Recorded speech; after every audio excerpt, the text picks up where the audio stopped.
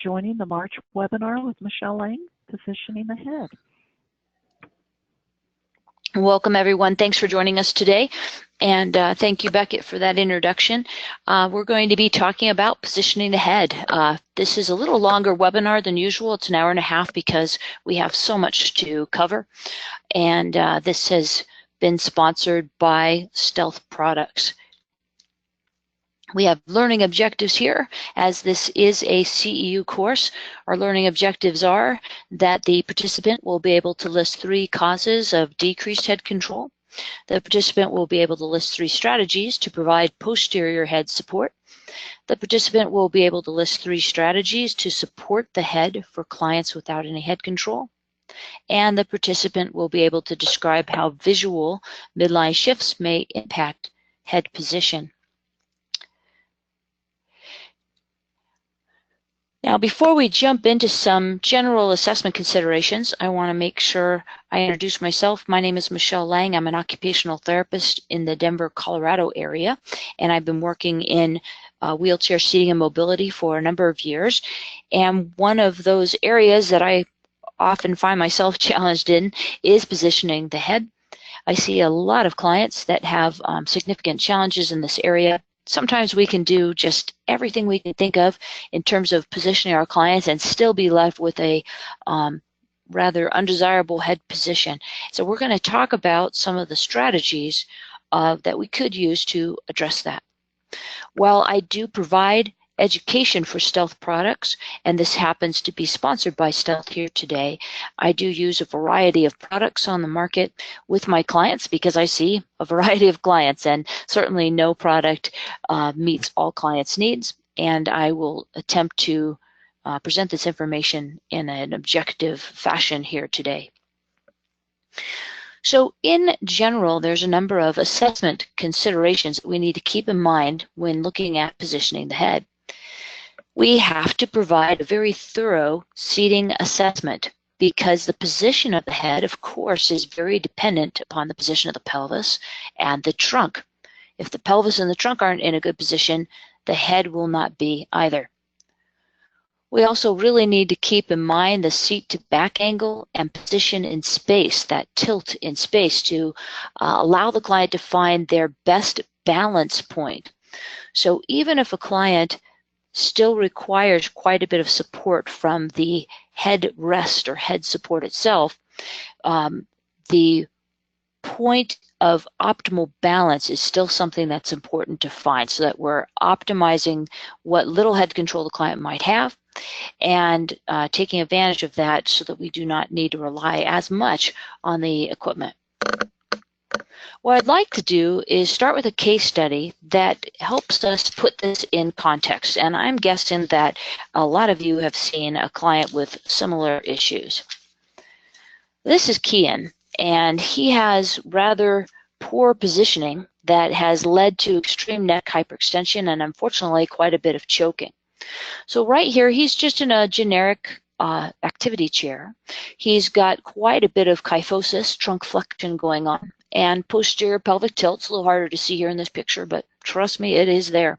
And as a result, he has a lot of hyperextension of his neck if he's going to touch and rest on this head support.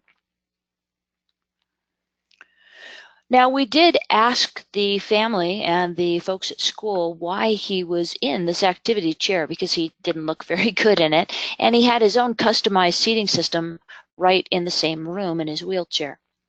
We were told that he looked better in the activity chair than he did in his own wheelchair, and that's certainly not what I want to hear. So we put him into his own wheelchair seating system. The supplier and I made a few adjustments here. He is seen with me by T.D. Schenk in the Denver, Colorado area, who works with Numotion. And we went ahead and corrected his pelvis in a neutral place. We needed to make some changes to make that occur.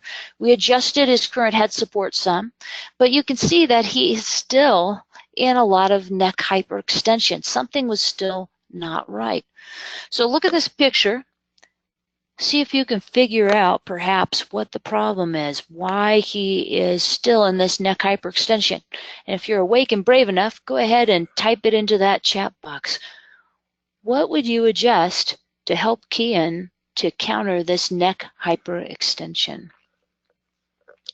While I'm waiting for a second, note with this hyperextension, some of the folks in the room did not see this hyperextension because his head is touching the head support.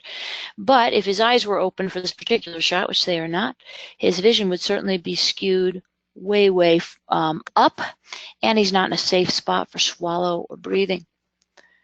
All right, Mike is brave today. He said, maybe open the seat to back angle. You know, even if we leaned him back a little more and we did check his seat to back angle, I think he'd still be in this hyperextended position. Susan has said possibly, oh good, Elizabeth has said tighten the thoracic harness, and that is correct, and so has Susan. Possibly his chest harness needs to be adjusted, his trunk is flexed forward. So look here, here's his shoulder, and here's the back of the seating system. He is way forward. The school team wasn't tightening these down because guess what? People are worried that this will cause pain. It doesn't cause pain, but oftentimes people are reluctant to tighten things down. So let's see what happened. If I can get to our next slide. There we go. We have now tightened that down. His mom is not holding his head up. She happened to be brushing his hair out of his face at that moment. But we have provided force and counterforce. So we have the force of the back. We have his pelvis in a neutral position, but then we have the counterforce of this trunk harness here, this shoulder harness, to provide that force counterforce to allow us to align his head. Now, his mom had repeatedly asked us to push the head rest forward so that it would straighten out his head. It took us a while to convince her that that wouldn't work. So let's look at these two pictures side by side again. She wanted us to push this headrest forward. That would have merely pushed his trunk further away from the back of the seating system. This is what the previous supplier had told her, the supplier that she actually fired because she would not move this head support forward. She said it would not take care of the problem. So the reason I have these pictures really is because we were showing Mom these pictures. Here's Kian before. Here's Kian after, and trying to convince her how important it was that we tighten up these straps to align his neck. So yeah, we adjusted the head support, but we didn't need to change out his head support. We didn't need to do a lot of adjustment. We really had to make some changes in his positioning. So with a little bit of that context of that case study, let's jump into a little bit of basics about our head before we discuss some strategies. So let's review our anatomy. The occiput, that's the posterior portion of our skull. Oh my gosh, I have to fix this typo, huh? The inferior contact areas that we can take advantage of are the suboccipital shelf and the jaw, and anteriorly we can take advantage of the forehead. Lateral contact includes sides of the skull, the cheeks, and even the jaw. So occipital support on a head support contacts the upper rear of the head, the occiput. However, contact here doesn't prevent the client from falling forward, certainly. It also doesn't prevent hyperextension. A client can absolutely, as Kian did, hyperextend against an occipital support. Some of our clients benefit from suboccipital support, where we have a little bit of an area we can cup here.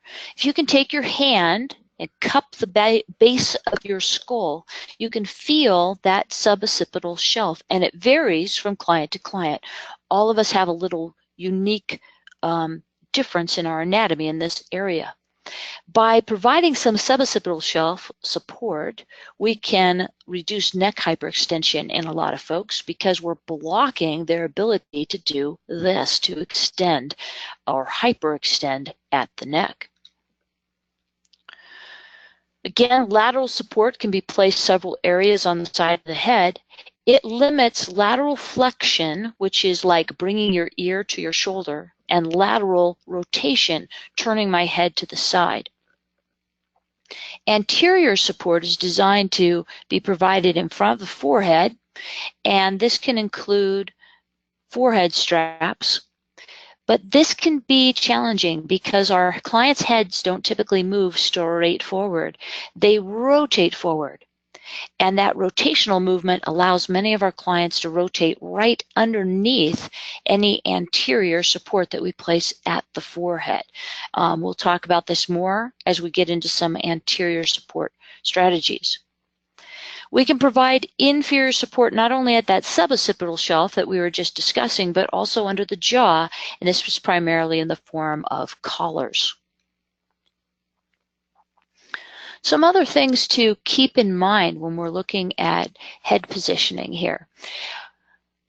A newborn's head is approximately a quarter of their entire body length, whereas adults, our head length is about a seventh of our body length. What difference does that make? That means that our clients' heads, when they're younger, on the younger scale, have heavier. They're a little more top heavy. And that's something we need to keep in mind. This impacts head control. Also, even our younger children sometimes require adult-size head supports, and it's because their head is so much larger in proportion to their body. I don't use a lot of pediatric head supports occasionally, but a lot of children, even at a fairly young age, do require an adult-sized head support. It provides more contact. Clients who have a larger head, such as clients with macrocephaly, will also have similar issues requiring that larger head support.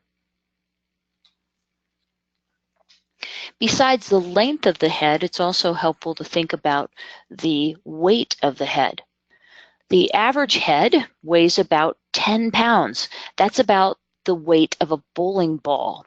Again, an infant isn't going to have that weight for their head, but quickly will the young children have a larger head in relation to their body. So that's a lot of weight to balance over our torso, but also to recover. So if the head falls forward, as it does in a lot of our clients, it can be very, very difficult for the client to recover from that position. We know from current research about people walking around looking at their technology all the time that we have a leverage issue here. So at perfect upright, the head may feel like 10 to 12 pounds worth of weight.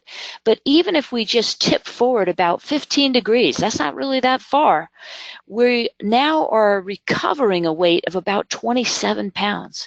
Many of our clients are well forward. And this exponentially, I can't think of the word, increases the weight of the head. And again, that makes it harder for the client to come back up to neutral.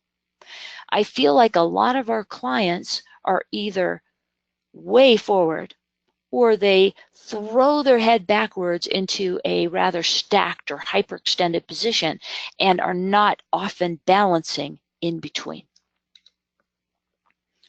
Finally, we can also look at where flexion occurs at the neck because this also varies with age.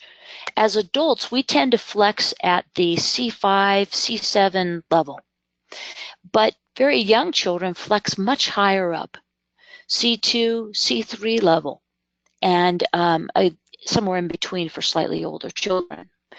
This can be something to keep in mind when we're placing components of a head support system, particularly that suboccipital support, and trying to prevent neck hyperextension. We need to keep in mind where flexion really occurs. So we need to be aware of all this, all these positioning factors when we're looking at overall positioning to optimize head control. It could make a difference as to where specifically we place an occipital pad, a suboccipital pad, because this can be dictated by where the neck is flexing. Other considerations during an assessment are certainly causes. If we don't know the cause, we don't always know the best solution. Generally, people who have decreased or no head control have decreased neck strength. But there's other possible causes of a suboptimal head position. It might be that the client is hyperextending at their neck to compensate for poor trunk control. The client might be trying to keep their trunk upright by throwing their head back because our head leads where our body goes. It might be that the client is actively pulling forward with tone. These are clients where you might place your hands on their head and attempt to bring that head upright, and they're actively fighting you. Some visual impairments, vertical midline shifts, cortical visual impairment, can cause a client to hold their head in what we would consider a suboptimal head position because they're trying to optimize their vision. The client may be attempting to optimize their swallow and or breathing by positioning their head in a way that we may view again as suboptimal. So let's talk about vision for a minute. Midline shifts occur in some of our clients, particularly clients who have cerebral palsy or a traumatic brain injury. And these can cause the client to drop their head to optimize their visual field. So normally, we view our vertical midline as right in front of our eyes. But some of our clients, that midline, that sense of midline, has shifted to above the eyes, more at the forehead level. This can be assessed by a neuro-ophthalmologist or optometrist. You can find who in your area performs these evaluations if you don't already know at NORA. You can Google this and pull up their website, and they can help you find someone in your area. Horizontal midline shifts can lead to a lateral head lean. This is something that can be corrected through glasses. Usually vision therapy is required as well, so the client doesn't accommodate to the correction in their glasses. This is not incredibly common, but it is out there. I've had a couple clients who tended to keep their head leaned forward. It wasn't dropping forward, it wasn't pulling forward, it was this intentional, sustained forward movement. And I referred these clients to the neuro-optometrist in our area, and they received their correction in their glasses, and boom, that head came up. That's not something I can make happen with a new head support. I'm going to go back for just a second. Another thing I want to mention here is cortical visual impairment, CVI, sometimes called cerebral impairment. And in these cases, we have clients who have typical vision when it comes to acuity, that 20/20 vision, but who have a cortical processing problem as that information comes back to the area of the brain that processes this information. It's much more complex than that, but that's just a brief description. These clients often will hold their head in what we might regard as a suboptimal position. The head might be slightly forward. There can often be a tilt to the head. These clients may sneak glances at something out of their peripheral vision, but have difficulty sustaining visual contact. These clients often look like they're not really focused on anything at all, but they are viewing something perhaps to the side. With these clients, it's important that we allow enough movement of the head that the clients can optimize their vision. And this may not be a sustained, consistent position. It's a position that will change throughout the day as this person is attempting to maximize their vision. This is another example of a unique cause of a poor head position. This is a young lady I saw out in Delaware, actually, and she was keeping her head forward chronically all the time. Well, it didn't matter what head support she had behind her because she wasn't touching it. She was staring at her lap, and you can see she has quite a big towel here. It was full of secretions throughout her day and was frequently changed. So we took her out of her chair, and we went ahead and did a mat assessment.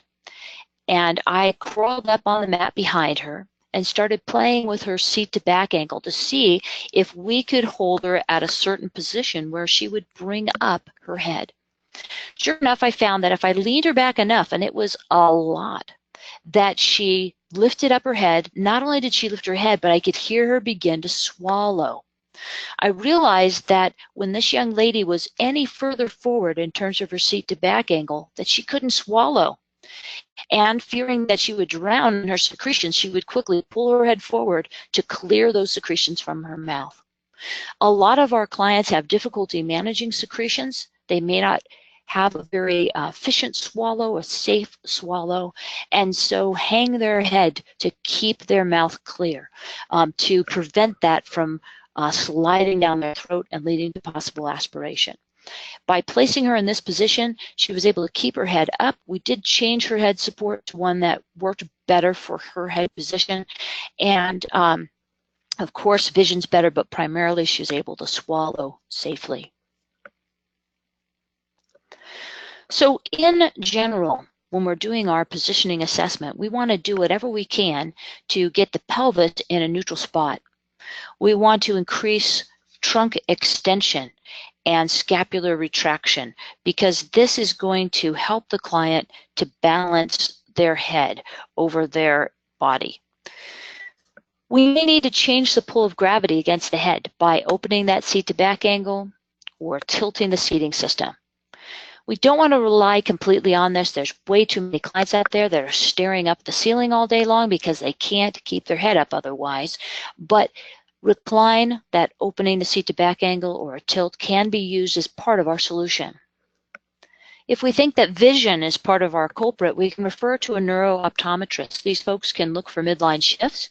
Also, these folks can assess someone for CDI. Neck rests are out there. We're not really going to cover any of those too much today. I'm not a big fan of only supporting someone at the neck. Clients can hyperextend over that neck rest, and if we're using tilt or a very open seat to back angle, this can result in a lot of pressure on the neck. We don't want to do that. We're going to explore some posterior head supports, and we can also look at anterior solutions as a part of our overall solution to keep someone's head upright and as neutral as possible. All right, so before we proceed, I want to see if we have any questions so far. Let me find my arrow here. I'm going to scroll down our chat box. And someone has asked in our example with our first case study if we can't tighten that thoracic support. How do we do this without a restraining device? In this case, that's a great question. In this case, that anterior trunk support is certainly not a restraint. It's a positioning strategy to help someone's trunk remain upright.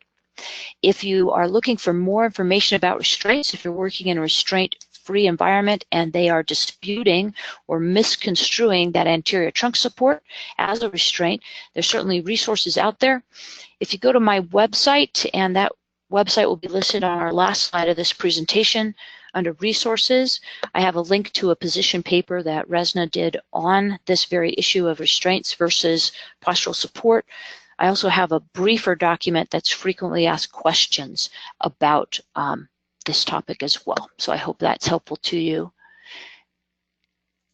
All right. And Colin is saying it's a common issue in my environment. They will not allow it. Yeah, I would definitely encourage you to look at those resources, because there are many long-term care facilities, restraint-free environments that you can certainly provide anterior trunk support, but it might take some education on your part of the administration there. Another helpful resource is there was just a webinar on this very topic from Barb Crane through NARTS, NRRTS, and you can go to the NARTS website and look for that. It's on demand right now, but she just presented this like last week and went through the very latest of the policies that are out there, how they are misconstrued oftentimes by facilities, and how to address that for our clients. All right, and Deanne has asked if it's possible to print out these handouts. Yes, you will be, as Beckett mentioned, getting a copy of this presentation. And I'm sorry if you don't have it right in front of you now to jot down notes, but if it's on the slide, know that you will have a copy of that, and then you can just add to the information you see on the slides. And then finally, Susan has said, we make sure that any postural, whoops, I lost it. Any postural supports we use are documented thoroughly in the IEP, and we have physicians sign the notes to allow for those supports. So obviously, you're in a school situation, and sometimes even in a school setting, there are questions about, is any of this considered a restraint? And it's great idea, great suggestion. No matter what environment we're in, we need to very much document what we are recommending and why, so that we can go back to that documentation and explain why we're using something and that it's not intended as a restraint. And having a physician sign things is always helpful as well. All right. So with that said, we're going to take a tour of some of the posterior head supports that are on the market. There are not this is not an exhausted list. There are more head supports out there, but these are some of the common ones that you might be using now or might consider using. So again, there's a lot of these head rests, more recently referred to as a head support. That's our more commonly accepted terminology right now that are on the market. None of them are going to help our client if our client looks like this. So we need to use those strategies. We could change that head support out for this young lady 20 times. It's not going to matter. We have to do other things to help her approach that head support. Once she approaches it, then yes, there are product features that we need to keep in mind to match an individual's needs. So we're going to start with AEL, Adaptive Equipment Labs. They have three main head supports that we're going to look at here. The first is soft. Now, I want to point this out because almost all of these manufacturers have a head support that looks pretty much like this one. It's a generic contour that's designed to encourage the head to stay in the middle. And these are very soft or plush. They have a large amount of padding in them. The reason for this is some of our clients spend a great deal of time either in a very open seat to back angle, an active recline, or a tilt. In those cases, the back of the head becomes a weight-bearing surface. Many of our other head supports, such as this curved one, provide a very firm surface. That's fine if our client's head is just resting against it. But if the client is actively weight-bearing, we need to look for something with more padding for them. This third option here has a little bit of a contour at the bottom. That's designed to provide a rather generic suboccipital support for a client. And then these are rather generic lateral supports on a simple hinge. So we can move these in and out, not a lot of adjustment, but enough to provide some lateral support. Many manufacturers use this contour that you see here on the lateral support. That's designed for a couple things. First, it's designed to try to spare the ears. Many clients on a head support pad have their ears folded forward, especially if they turn their head to the side. This is not only uncomfortable and may not look very comfortable to you or I, but that bended position can make the back of the ear quite prominent, and some clients can develop pressure in this area. It's a very hard area to heal as well. So this is designed to help minimize that ear folding. Also, this contour is designed to allow the client to look out of this area, so to still have lateral support, but not to block vision as much as if we had a big non-contoured lateral support. These supports are from Invacare, and they're their Elan series. There's various size pads that you can use to meet a client's needs and various shapes. The shape here is a 4-point pad, comes in different sizes, and each of these extensions can be bent to help match this to a client's particular need. They use a very high quality foam. It doesn't bottom out easily. Most of these head supports have a metal piece behind here, often an aluminum that can be bent. If this is not overly protected by the foam, that metal can be exposed and be a hazard for our clients. In the Elan series, this foam wraps around that metal, which is nice. Metalcraft has and has had for a long time a large series of head supports. You can see they start with a fairly generic contour here. This one here has those hinges on the side to bring these side pieces in a little more. This is their PLSH, posterior lateral support. Sometimes folks place this at someone's neck. It's really designed to be placed a little higher on the head. If we place this at the neck, particularly in someone who is tilted or reclined, we have too much pressure on the neck. The client can easily hyperextend over this very narrow pad as well.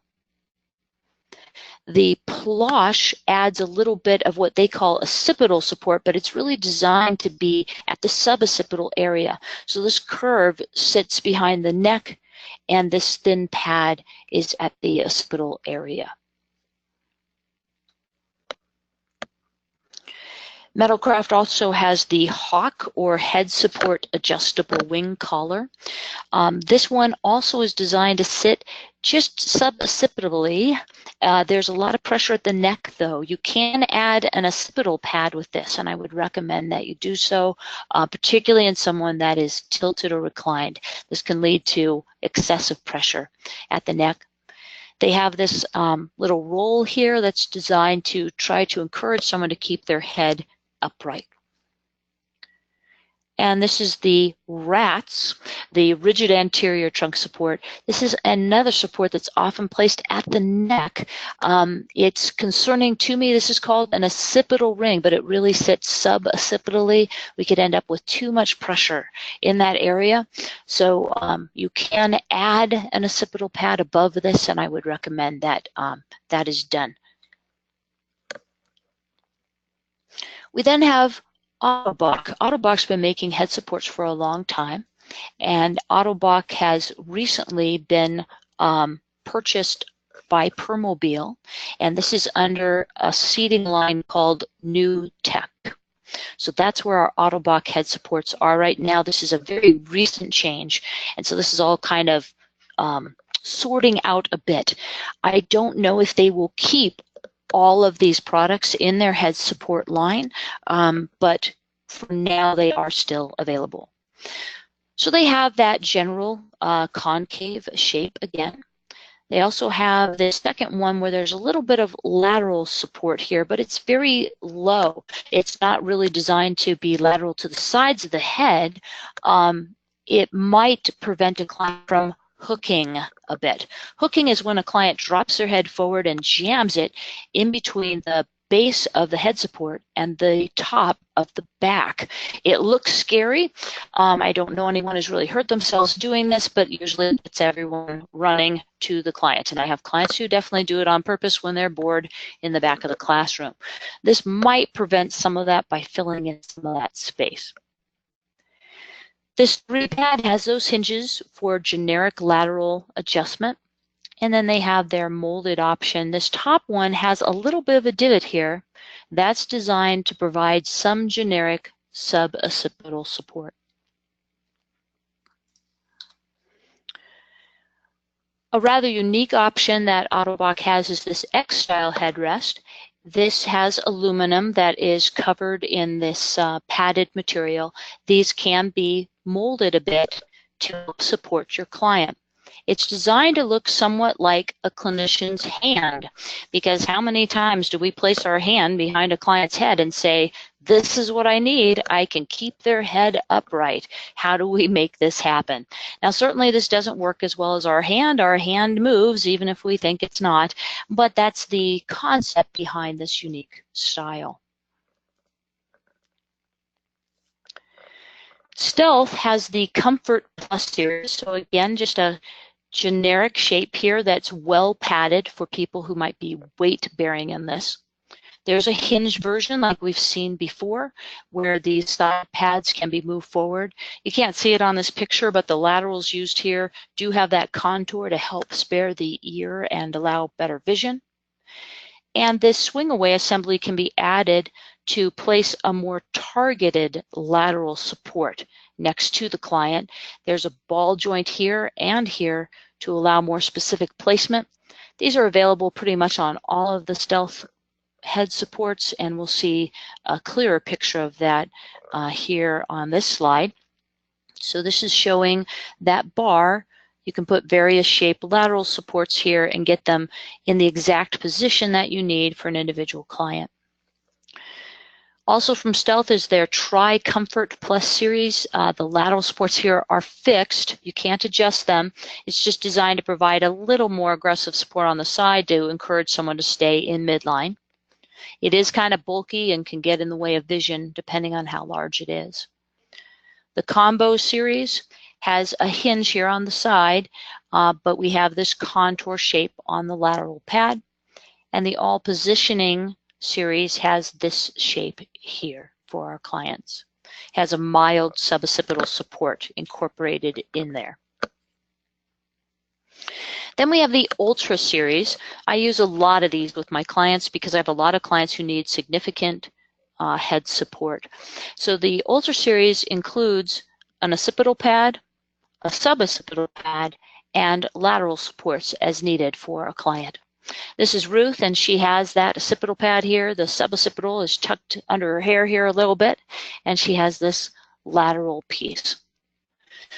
Ruth is an adult who sustained a traumatic brain injury a number of years ago. With her more generic head support that she had, she tended to keep her head a bit forward all the time. She always seemed to be looking at a point about 4 feet in front of her footrest. Well, it drove her mom crazy.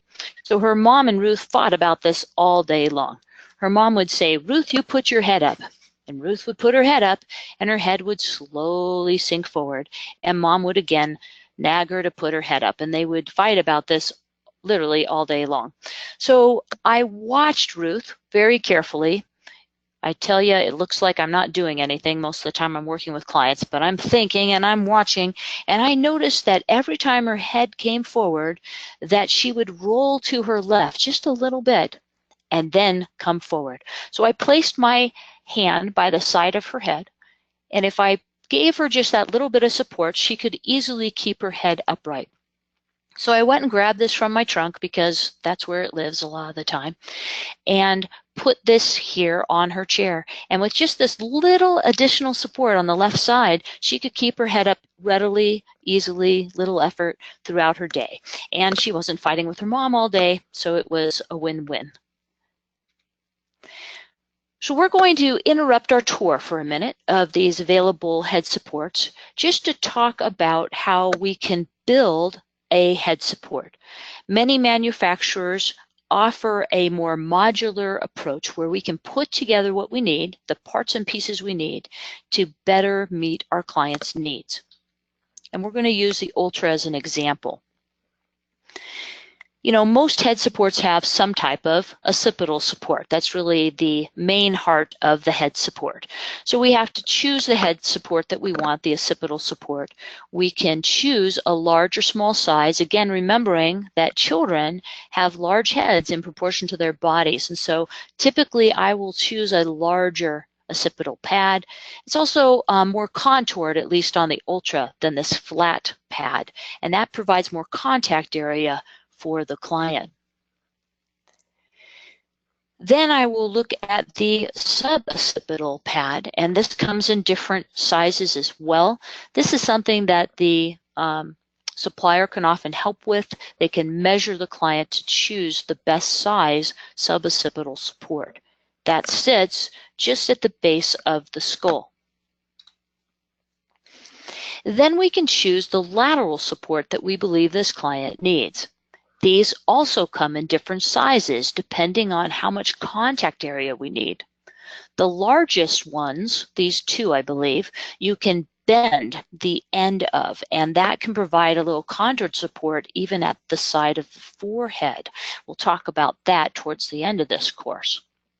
This is Alexi, and you can see that he has a rather generic head support here, and he is really leaning to the side. The head leads the body, so we can see that his shoulders are also getting quite uneven. He desperately needed some lateral support, and I can only guess what this is doing to his vision. Alexi has a brain injury. Here we have placed an ultra, so he has that occipital support, the suboccipital support, and that targeted lateral support. Again, this has a ball joint here and here, so I could get this in just the right spot I want on his head, in this case above the arm of his glasses, and I could angle it just how I needed to give him that lateral support. The suboccipital in this case is also providing a little support. So in essence, he has 3-point control to straighten out his head. He has support on the left of his head here at the suboccipital, the lateral, and he has that 3rd point of control with the suboccipital and mostly actually a lateral on the other side. Another important consideration are the materials we use and the upholstery. Most manufacturers allow us to make choices in this area. So foam is standard, and depending on the manufacturer, they use different types of foam. Sometimes it's a better quality foam than others. If it's not a high quality foam and your client's kind of hard on the head support, you'll find that it breaks down, and you need to keep an eye on that so that your client is getting adequate pressure relief if they're weight bearing on the back of their head, and so that the metal base is not poking out anywhere. Solid gel can often be used. So if we have a client that's really pushing with a lot of pressure, sometimes I will use solid gel, particularly in that suboccipital area, if I have a client who's really leaning into that. Upholstery is a big deal. I don't know about you, but I work with a lot of clients who have a nice big bald spot on the back of their head, and it's really caused from friction. They're turning their head against that head support and literally wearing their hair off. Not good. So I will choose a smoother upholstery. We have some that have very low friction, and I have literally seen hair regrow. Mounting is a big deal too. And when we have more components on a head support that we've added on, we need more adjustments. So what I like in my adjustments, if I'm using a occipital pad and a suboccipital pad, is I want the ability to change the depth adjustment between these two pads, because each of my clients has a different shaped head, and I might need to move this occipital pad further back to get these pads in proper alignment to support the client's head in neutral. This is really important. So this ability to change the depth of adjustment between the occipital and suboccipital is critical for a lot of the clients that I see. And then we have components such as this lateral that can swing out of the way. And finally, over here, many manufacturers have a swing away or flip back head support in addition to the head support being removable. And if that helps with transfers, something like this can be used. So for example, if your client is sitting on a sling, not ideal, but some of our clients are sitting on a sling, as that client is lifted upward, that sling can catch on these lateral components sticking out. These can be swung out of the way, but sometimes the entire head support needs to swing out of the way for those transfers. One of the things I love to do with head supports is accessorize. I have a lot of clients who are able to use a switch by the side of their head, and a big part of that is mounting it there. So I will often mount a switch off of their head support. So here you can see on this Ultra that we can replace a lateral pad with something else, in this case a switch. Now Stealth's default switch is called an egg switch. It looks cool, it comes in lots of colors, but I got to tell you, I'm not a big fan of the egg switch. When my clients hit them, it takes a little too much force, and then I have clients who end up banging on their switch instead of using a more controlled switch activation. My go-to switch for most of my clients happens to be the AbleNet Spec switch. It comes in different colors. A lot of clients choose black because it kind of blends in with their head support. And since this is typically placed at the side of the head, my clients really can't see it. If my client wants a brighter color, you can certainly pick that out. Stealth does have a mounting plate. This is the part number because you'll never find it on their website. And you can order that to mount the spec switch. They also have a gooseneck that's available that mounts to the swing away assembly. And you can mount to this a microlight switch, which is a very sensitive mechanical switch. These switches can be plugged into whatever you would like to control. I often place these on a head support for control of a speech generating device. And this is a young man showing us how he is turning his head to hit a switch on his swing away lateral there. He's turning away and listening to his choices on a communication device. And of course, he's just as cute as can be. So he has a little red spec switch there. When he hears what he wants, he's hitting that switch. He's using rather large movements, but hey, he's 3 in this video, and he's still practicing. But he is doing a really good job. And to the right side, this is a young man who is able to use a switch by the side of his head, but sometimes he'd kind of bounce off the switch or accidentally hit it more than once. So we added a second swing away bar with just a simple lateral pad. He stabilizes against the lateral pad and then pivots off of it to hit the switch, and that helps him to be more accurate by providing this extra stability.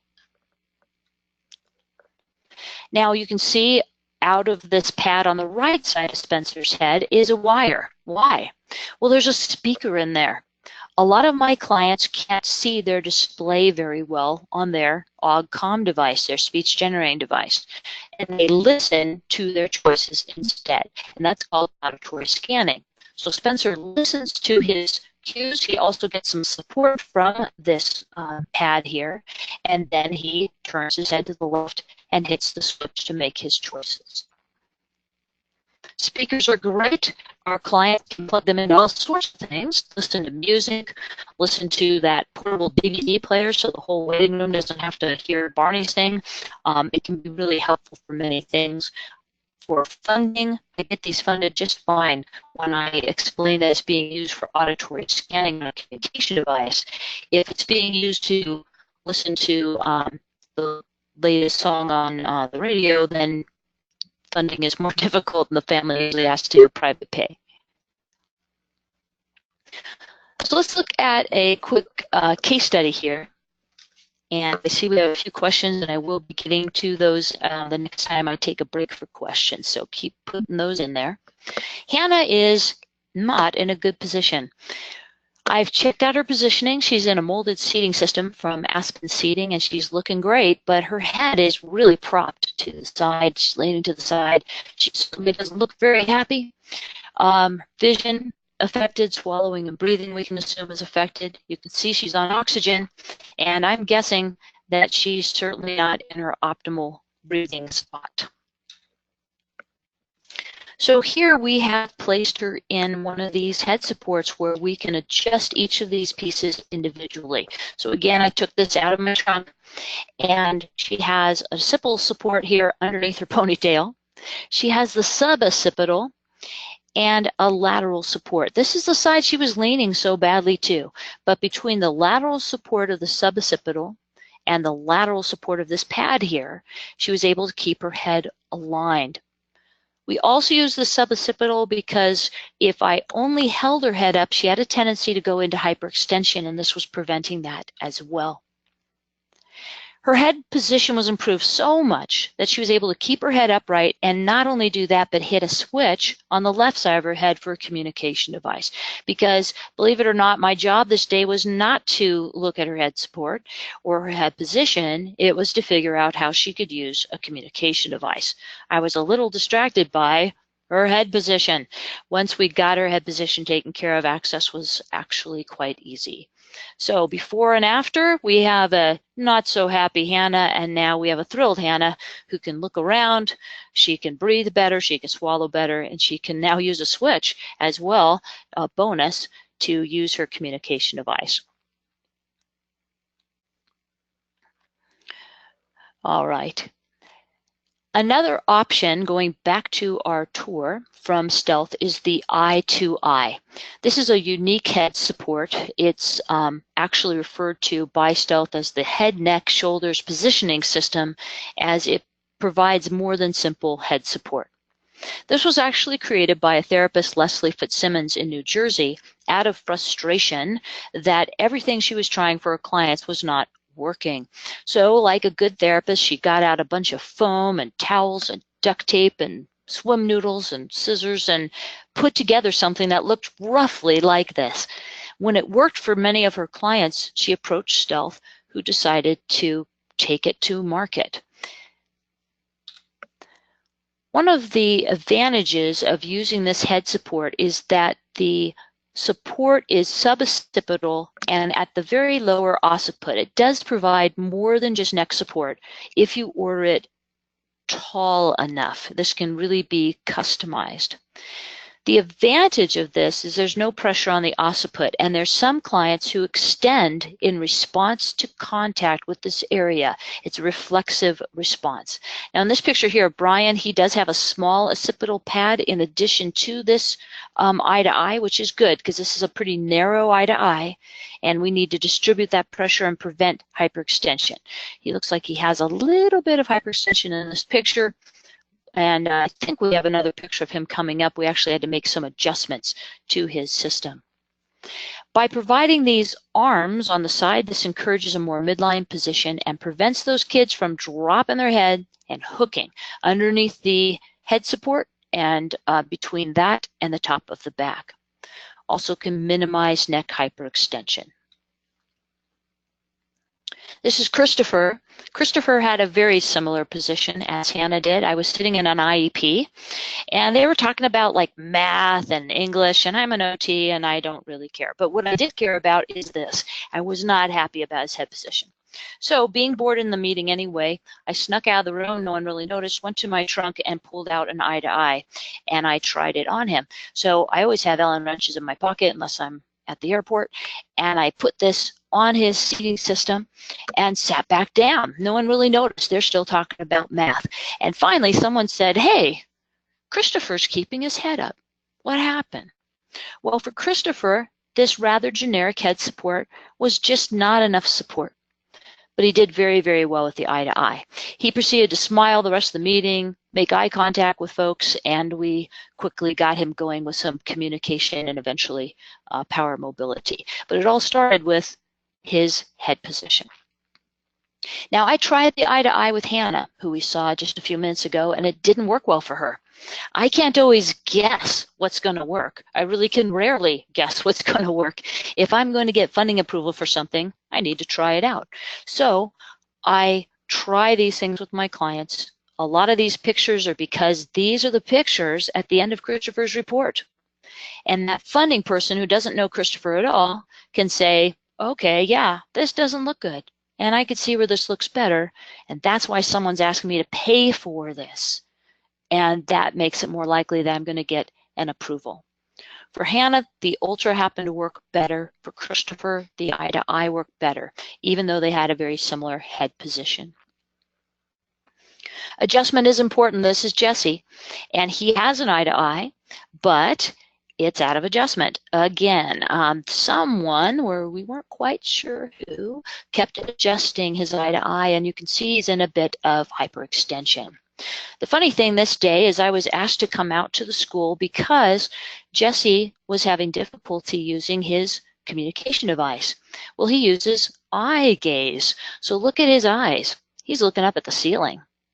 He can't really look down at his communication device. So got out those trusty Allen wrenches, took only a minute to adjust this, and now you can see he is aligned. Made everyone promise not to adjust his head support because this was the second time this has happened. And boom, immediately he started using his communication device once again. Head position is just so important. So moving on from stealth on our tour of head supports, we have symmetric designs. They have a number of different shaped head supports here. And many of these have a bit of a divot in the back, and that's designed again for suboccipital support. Now, a very generic suboccipital support, you have to decide if that's enough for your client or not. It's also helpful to know that's where this head support is designed to be positioned. So this area, that divot, is supposed to be at the base of the skull. That can help you with positioning it. They have this rather unique moldable head support. It's quite deep. It kind of sucks the client's head right back into here. It does not allow very much movement. But for some clients, that degree of support is required to help keep the head upright. A rather unique head support from Symmetric Designs is the Savant head support. The Savant has all these little oval-shaped pads, and in between, it can be bent. There's seams here in the base. So it's possible to bend each of these to try to provide the best support for your client. Here, this has been bent to provide some suboccipital support, lower occipital, upper occipital, that's a hard word to say over and over, and a forehead strap has been attached. We're going to talk about that more with anterior supports, but some of our clients will require that degree of support. This works well and was primarily designed for people with muscle weakness, particularly people with ALS. If you're working with a client who has a lot of tone, such as a client with cerebral palsy or traumatic brain injury, they can bend these pieces just by pushing back. So it's not appropriate to use for those clients. Wittmeyer has been under the Sunrise Medical umbrella for some time, and they have a number of head supports. The plush is that generic shape we've seen repeated many times. There's a wider version. This is often used for clients who otherwise would come off the side of this. Another option would be to provide more lateral support. And we've seen this shape with several companies as well, and they call it the contoured cradle. Provides a little lateral support, but quite far down. Wittmeyer was the first company to come out with suboccipital support. And it was this 3-pad shape. So there was a separate left and right suboccipital pad, and on top of this, an occipital pad. They have since come out with a single suboccipital as well. I have used the Wittmeyer head supports a lot over the years, and I'll tell you that in my experience, the challenge here for me is the hardware. There's just not quite enough adjustability. So I have worked and worked and worked, particularly with this 3-pad one, because it's been out so much longer, to get my client the support that I need, and I just couldn't quite get it. I've had more success with the stealth suboccipital and occipital pad because I can use the mounting hardware to change the relationship between the pads to meet an individual's needs. I cannot get that degree of adjustment out of the Wittmeyer hardware, and it has been problematic for many of my clients. Wittmeyer also, a few years ago, came out with the heads up, which is very similar to the eye to eye. There are 2 mechanisms here that you can push to swing these pieces completely up out of the way. The nice thing about that is now we don't have to worry so much about transfers. Transferring someone in and out of the system with the eye to eye, if you've ever used that, can be a bit tricky. It flips back. You have to use flip back hardware to get the client in and out, and there's a technique that can be used to ease those transfers, but it's still tricky. This gets them completely out of the way. The only challenge with the heads up is that it has broken. There's durability issue here with these mechanisms, and hopefully it's something that Wittmeyer is working on. There's this component here. It's a chin prompt. There's one for the eye to eye also, and we'll talk about that when we get to anterior supports. It is not designed to keep a client's head up. It's designed as a prompt. So the client's chin contacts this. Hopefully the client is encouraged to bring their head back upright. The client pushed against this or the eye-to-eye chin prop with any force, it will come off of the arms of this head support, which it is designed to do for safety purposes. Okay, phew, I'll take a breath here so that we can look at some more questions. So we have a question here from Christina. Hi, Christina. Do you have a suggestion for the type of ear wrap portion of glasses that will work better with more supportive head supports, especially smaller children I see?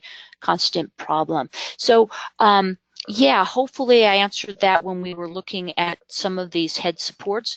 A lot of times when we have lateral support, it tends to hit right where the arm of the glasses are, and that's a problem because when the client turns their head, it skews the glasses.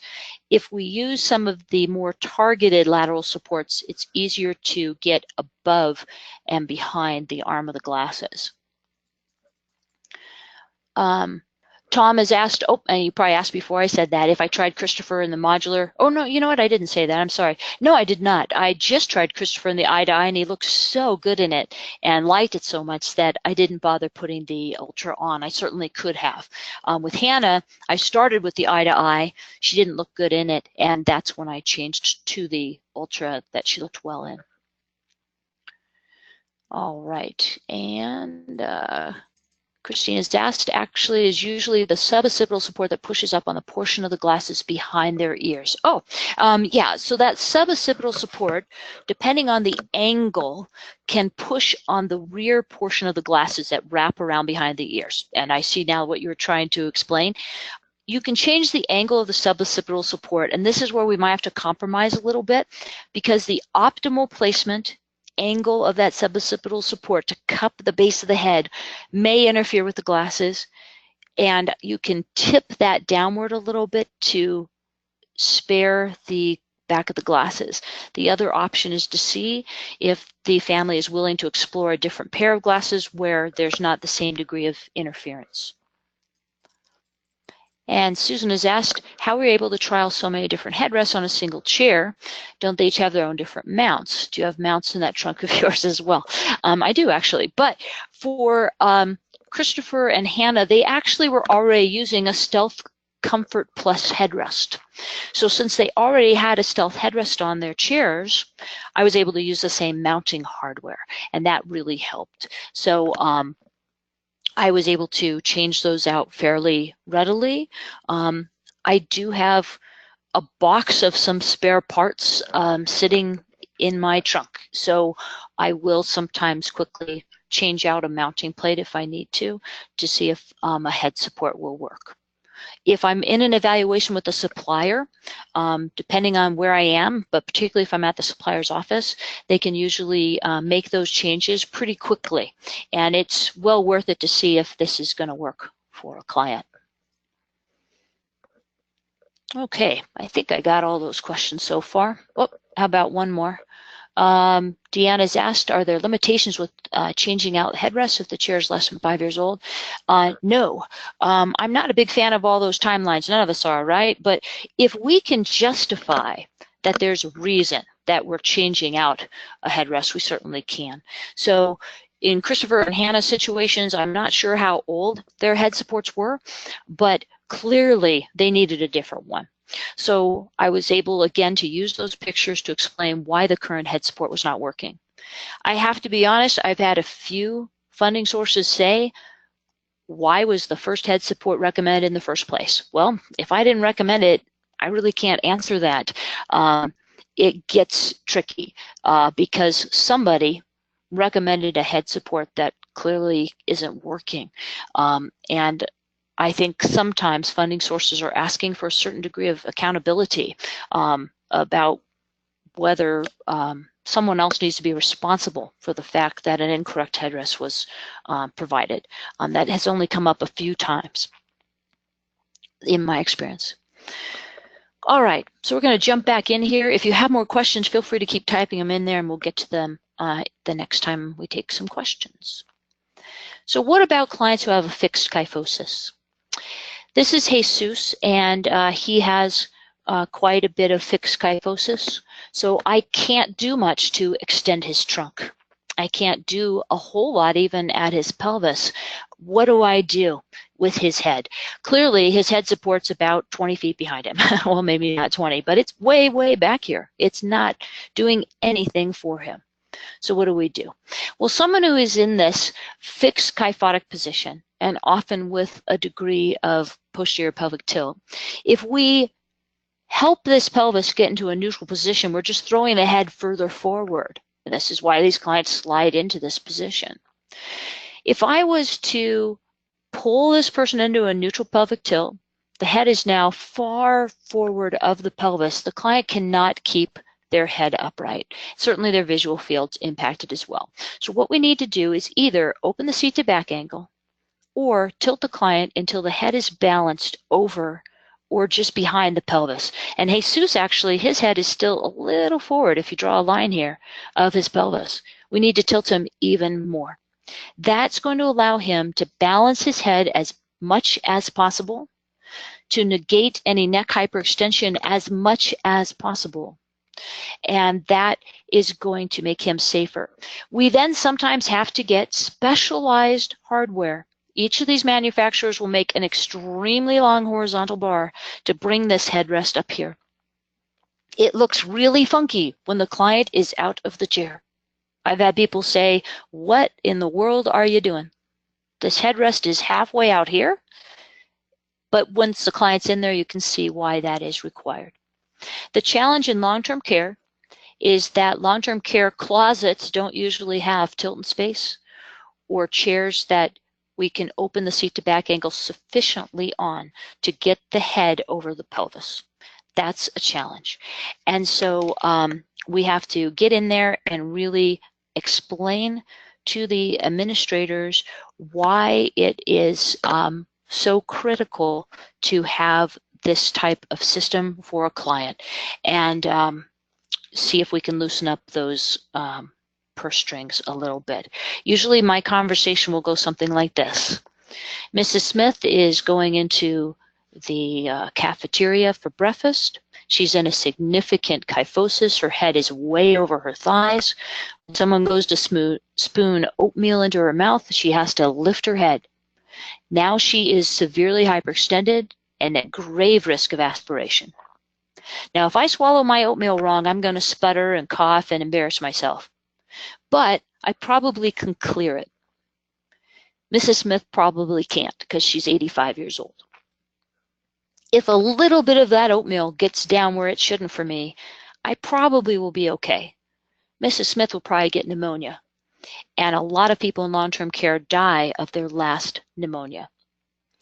By providing a tilt and space chair, or providing a chair that has significant ability to open the seat to back angle, we can allow Mrs. Smith's neck to be aligned so she can swallow safely. So it's easy to get mad at long-term care facilities and say, gosh, why don't they provide these things? But they may not realize the consequences to Mrs. Smith. And it's up to us to educate them. All right. How's everyone doing? Hope you're okay. Again, this is an 1.5-hour presentation, so I know it's a little long, and I'm a little behind. So we're going to jump in here to dynamic head supports, and hopefully all this movement will wake you up. Now, dynamic seating is a whole other topic than we have time to address here today, but basically, dynamic seating provides movement within the seating system in response to client movement, and it can have a number of different, achieve a number of different goals. Providing movement at the head can absorb force that protects equipment from breaking. We have clients who are literally breaking their headrests off of their system or are moving their headrests greatly out of position because of significant forces. Dynamic seating can be used to absorb force to protect the client. And at the head, when we have a client who is hitting a head support with enough force to break it, we can assume that they are at risk of using force that could literally cause a concussion. There's some studies that are pending right now to try to capture what those forces are that our clients are exerting. We know what the forces are that are causing concussions. We can diffuse force. A lot of our clients are extending. They might look like their only goal is to escape their seating system. We can place dynamic seating at the back, at the knees, and as well at the head to reduce extension by diffusing that force. And many of our clients will tolerate their seating system a lot better if they can move in it. So this is from Metalcraft, and let me get this video started here.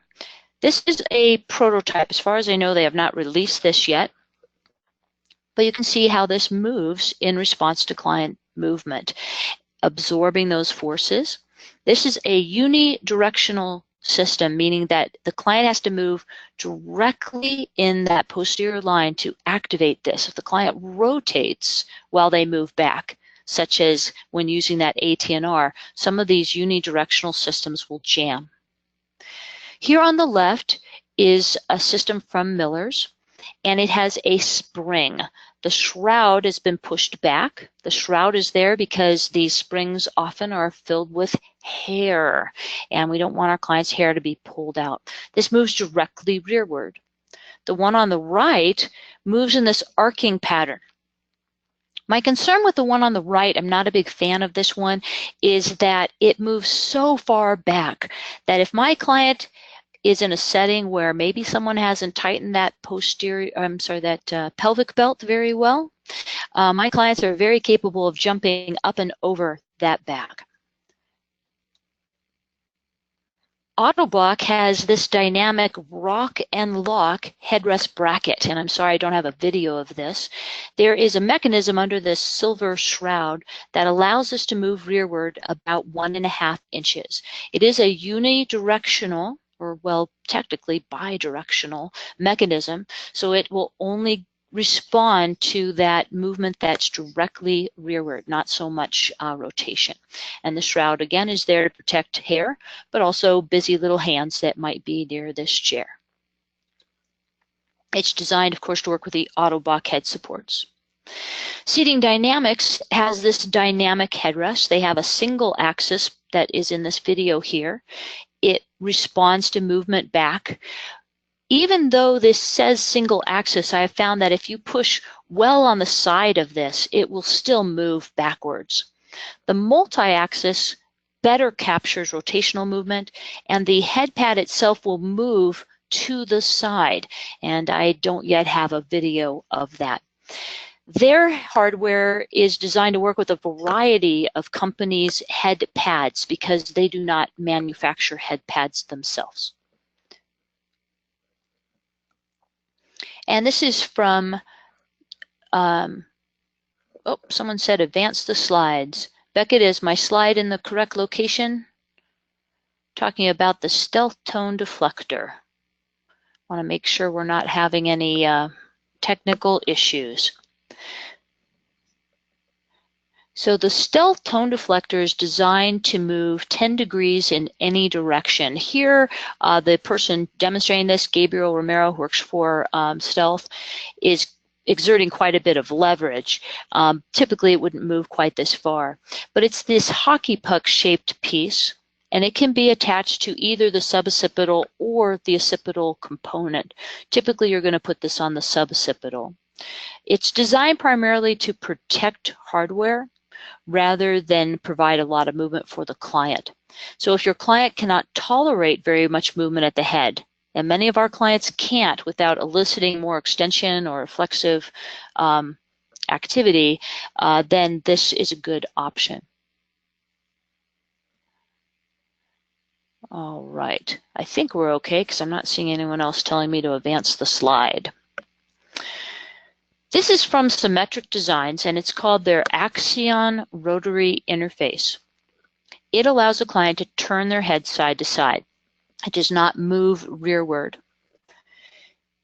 The advantage of this is some of our clients need some help to turn, because when they turn their head within their head support, they lose contact with the head support and lose that stability. This allows the head support to stay in contact with the client. Now, this client's showing it with a Savant and with a forehead strap. Without the forehead strap, it's harder to get this to work. There is a little friction knob, here, let me get here on the bottom, to provide a little resistance. Without any resistance, if the client moves their head forward, the head pad tends to fall to one side unless the forehead strap is used. And then Wittmeyer has a rather new dynamic system called the Flex Interface. And I have not had a chance to see this yet. I'm a little concerned about this drawing because it looks like the client's movement is into hyperextension, and that's not really what we want. But with that said, I haven't actually seen this yet. I'd like to and play around with it a little bit. If anyone on this webinar has experience with this Flex Interface bracket and you want to share that, feel free to pop that into the chat box. All right, let's see what questions we have here, because we have a lot of them. Boom, boom, boom, boom, boom. All right. Elizabeth has asked, have any of those dynamic posterior headrests have been crash tested? Would they provide protection in a rear end collision? None of them have been crash tested that I'm aware of. They are designed to be placed on top of the seating system on a mobility base that's crash tested. Very few seats have been crash tested. On dynamic seating, you can typically lock out a dynamic back. There's none of these dynamic headrests I'm aware of that we can lock out, and dynamic footrest rarely can be locked out. It's just the back. These do not move very much, most of them, with the exception of that one Miller's that moves quite a bit. It would be nice if that one locked out, but no, they have not. Okay, and another question. How often do you use head straps? Well, not very often, but we're going to talk about that next. So thank you, Patricia, for that nice segue there. So let's say we have looked at the client's position. We've done everything we can to maximize their head control. We've tried perhaps a variety of posterior head supports, and we just still can't keep our client's head upright. For clients that have very little to no head control, and these are typically clients with profound muscle weakness, we do have some anterior and even superior options. Anteriorly, we can look at forehead bands, straps, or pads. Sometimes lateral pads can be sufficient, a halo, or even an adapted cap or helmet that's attached behind the head. Under the chin, we can use collars. Some people have come up with custom orthotic solutions. And then the head pod actually provides support above the head. So these are considerations that we're going to look at after we've tried everything else. We're getting kind of into that last resort area, and that's why, no, I do not use forehead straps very often. Now, this is also a difficult conversation to have with a client and their caregivers. There are a lot of people who are a bit resistant to having you strap their head down, big surprise, or strap their loved one's head down. A lot of clients just will not simply tolerate this at all. It's extremely important before we take something out of a closet and whip it on someone's chair to have a conversation first. I will often put this on myself to show my client, this is what it looks like, this is what it feels like, this is why we want to try this, and have that conversation before I go anywhere near them. If I put a forehead strap on a client and I haven't adequately prepared them and they start fighting, chances are I will never get that on them again. So it's very important to pave that road.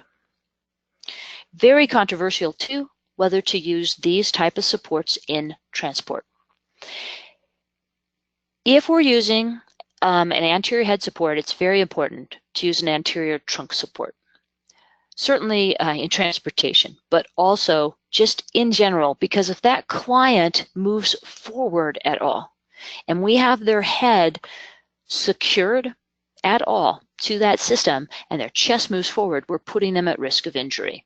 So that's the controversy in transport. Important to provide that support at the pelvis and the trunk. In general, a soft collar like the one shown here is safest in transport because it at least provides some support for the client. But as the client moves forward and back in a quick braking situation or an accident, the client has some support, but not support to the degree that they might be injured. We want to make sure we're not attaching any collar to the seating system itself. And then they can switch out to perhaps an anterior support when they're not being transported. Another very important clinical implication to keep in mind is that if we use an anterior forehead support, we can reduce any remaining head control that the client has.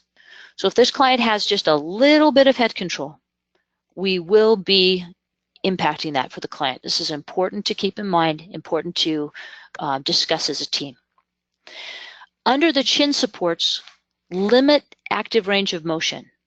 And for some clients, if they have this potential, can actually improve head control. Because instead of a client going from extremes of I'm hanging my head forward on these overstretched neck extensors, or I'm throwing my head upright into that hyperextended position, by limiting that active range, now my client can lift away from the collar and work on that mid-range control. So if the client has the ability to improve their head control, then you might see an improvement. And the head pod, a superior support, has been documented to increase head control in many clients. Now, I like to start easy. Before I have to pull out anything anterior, what I will sometimes look at is lateral support. By using larger lateral support and fitting these snug to the head, I do not want to use a vice grip here, just snug. That can be enough for some of my clients to keep their head upright. And believe it or not, many clients are much more open to this than having a strap across their forehead. The client may or may not have the ability to pull forward from these and push their head back in. On the left side here, this longer pad can be bent in the front, and I can use this to provide just a little bit of anterior support on one side or both sides. For some clients, that's enough to assist them with keeping their head up, and again, is a welcome option to a forehead strap. I like to give my clients options. If I do need to use a forehead strap, the only one I use well, I shouldn't say the only one. In most situations, I use the Wittmeyer dynamic forehead strap. It works well. You can see on the left, this is an old picture, but it's a great picture. This is how overstretched those neck extensors are in some of our clients. Now, this young person can absolutely, I guarantee you, get out from this strap because she has so much neck mobility. So it's very important to have that conversation ahead of time. This forehead strap has this pulley system. It allows the client to move around without this strap losing contact with our forehead and them falling out of it. This also has a material underneath, kind of a neoprene material that tends to keep it on the forehead more readily. So if I need a forehead strap, this is the one I generally use. They do have an option where you can attach a cap to this. Many people don't even realize that somebody has this pulley system that's being used. And some clients, again, not a big surprise, would prefer this hat over a forehead strap. Now, this is the other forehead strap I will use sometimes, but mostly with clients who have a condition like SMA1. They do have a pediatric version of this, spinal muscular atrophy, or ALS. It works well for those clients because the neck extensors are often not severely overextended like we see in other populations such as cerebral palsy. And the forehead strap tends to stay in position well because of this lack of overstretched neck extensors, but also because the attachment point is so far forward on the head, so the client's less likely to lose position. So I might recommend the Savant for a client with ALS. As they progress, if they're having difficulty keeping their head upright, we can use the forehead strap as well. If we're looking to provide support under the chin, then we're looking primarily at collars. So there's the classic soft cervical collar. Go down to your local drugstore and buy it for $10. It's good for transportation. But because it's so soft, the weight of the head can actually cause this to fold in on itself, and that can lead to some pressure against the throat. So it's not typically used for all day long. Symmetric Designs has a really nice collar called the Headmaster. This is yet another product that's primarily designed for people with ALS. It is open, which allows room for a trach or vent. A lot of our clients who have profound weakness or a lack of head control could be on a ventilator or at least have a trach. And this is a problem with collars because many collars could cover that area. So this is designed to be open. It's very lightweight, somewhat moldable. If your client has a lot of head movement, they'll probably fall off the side of this.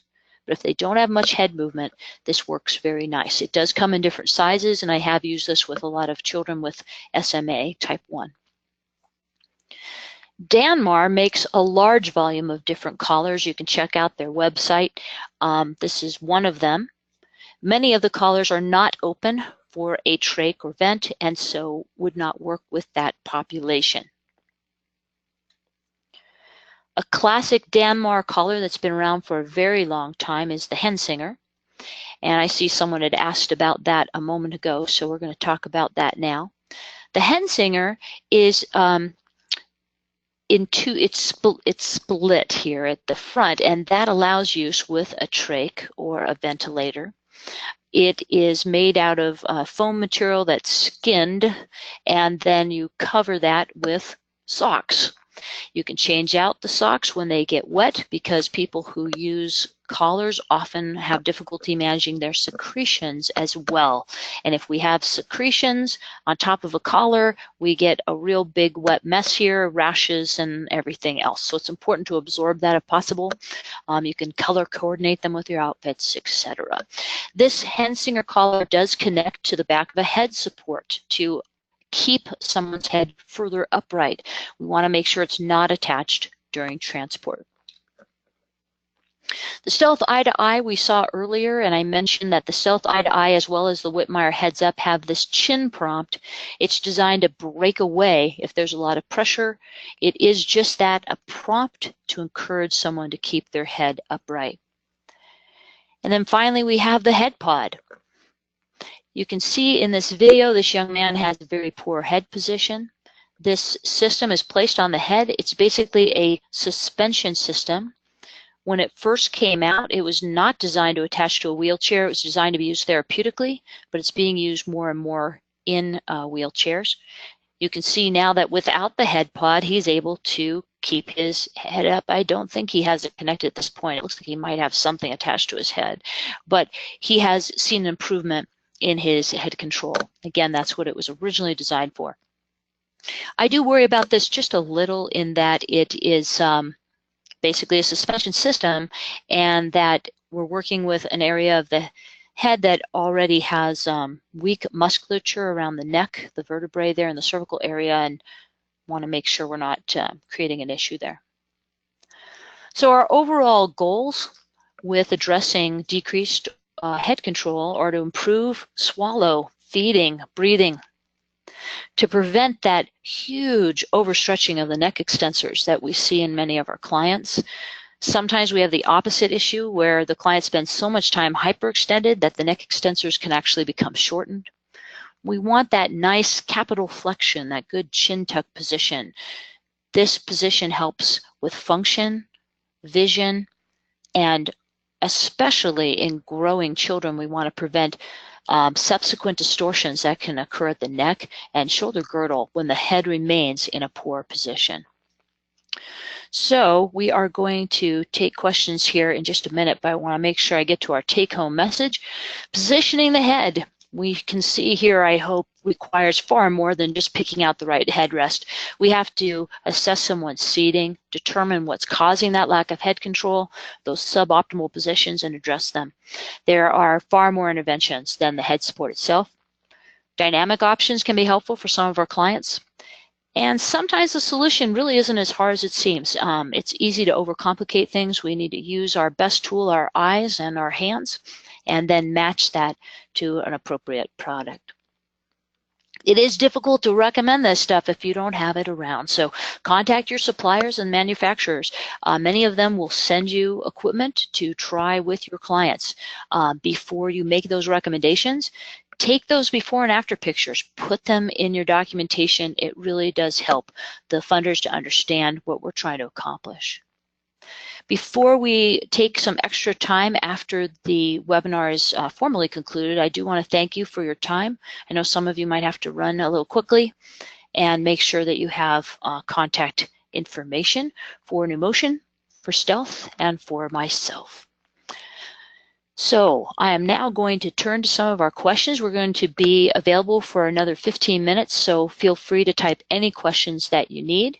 If you need to leave right now, I understand you will be receiving a copy of this, a PDF of the PowerPoint in an email soon. Okay, Heidi has asked, could you contrast the Savant with the head pod? Well, the Savant obviously is a posterior support. You can bend the lower portion of it to provide some suboccipital support, and you can use the forehead strap to provide anterior support, where the head pod can literally be used without any posterior support at all. It merely suspends the head, but can be used to actually improve head control. Where the Savant, particularly if we use it with a forehead strap, we might even see a decrease in head control for our clients because of that lack of movement. I'm just going to go back to questions here. All right, thank you, Heidi. James, you asked about the Hensinger head support. Hopefully I answered your question when we went through that section. If you had another question about the Hensinger, feel free to put that in there.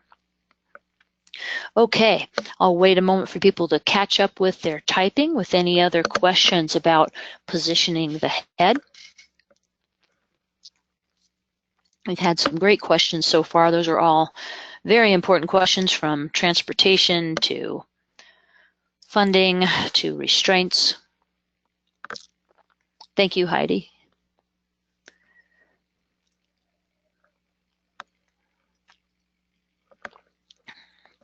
All right, Jennifer has asked, what would you recommend for a client with a lot of flexor tone and cortical visual impairment? Is very flex forward and tends to flex more than with any contact at the forehead or chin. Well, that's a great question. Those are those clients that actively pull forward when you try to correct them. One of the things that I do first is I ask the caregivers, is there ever a position this client's in where they're not trying to pull their head forward? It might even be laying flat on their back, but what is that position? And I might look at the client in that position to see what's different. Can I figure out why this person feels obligated to pull forward? One of our early case studies in this presentation was a young woman who actively pulled forward, and it was because she couldn't swallow safely if she wasn't pulled forward. She needed to clear her secretions. I had to find a position for her where she could feel like she could safely swallow. So I would also get that client out of their chair and just lean them against you. You might have to go a ways back until you feel the client kind of relax. And then really watch the client, slowly bring them up, see at what point they start fighting, and see if you can get an idea of why. It can be so unique from client to client. From there, it could be that this client can see better if their head is forward some. And if you're able to communicate with them, I would ask where they need to keep their head for vision, and if there's something that helps them to feel more secure. All right, Jennifer has clarified, it tends to pull forward in reclined or supine. In prone, he has nice extension and weight bearing on prone on elbows. So you know he can extend his head sometimes, like in prone. So this is where you have to really put that detective hat on and figure out what's different, what is making this client feel like he has to pull forward in certain positions. And that can take a little investigating. So I hope you're able to figure that out. It can be hard. And Deanna said, I have a student that forcefully hyperextends at head and trunk into the headrest. So he uses the head support to gain leverage and achieve a plank position against the head support and chest harness. Any thoughts? Absolutely dynamic seating. There are some clients that push against their headrest and then extend their whole body. And sometimes it's hard to know which came first, the extension of the whole body, or am I getting leverage off my head support? In this case, I would see if you can do a trial of dynamic seating with your supplier, work with them to see if they can get some dynamic components in, try them out. You might very much need dynamic seating somewhere other than just the head. A client that's using that much force that they're basically planking in their seating system probably also needs support at the back and maybe the feet, dynamic supports, to diffuse that tone. So they're not able to do that. So I would definitely explore dynamic seating. Okay, making sure I'm getting all these questions here. All right, you're welcome, Diane, or Deanne. Want to make sure I'm saying your name correctly. Any other questions or comments, feel free to type them in there.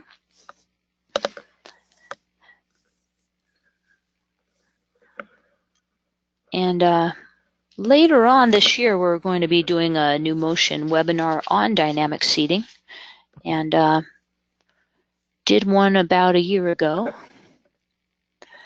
Heidi's asked, can we download the slides? You'll get a PDF of this PowerPoint pretty soon here by email from Numotion. Beckett will send that to you.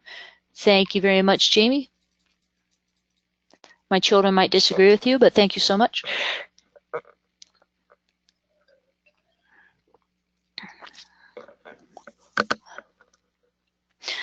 And depending on your role on the team, it's always important in these complex situations to work with the whole team, refer as needed a client to maybe a clinic in your area that can really do that full mat assessment, do simulation of the seating, make sure they're finding the best solution for positioning the head.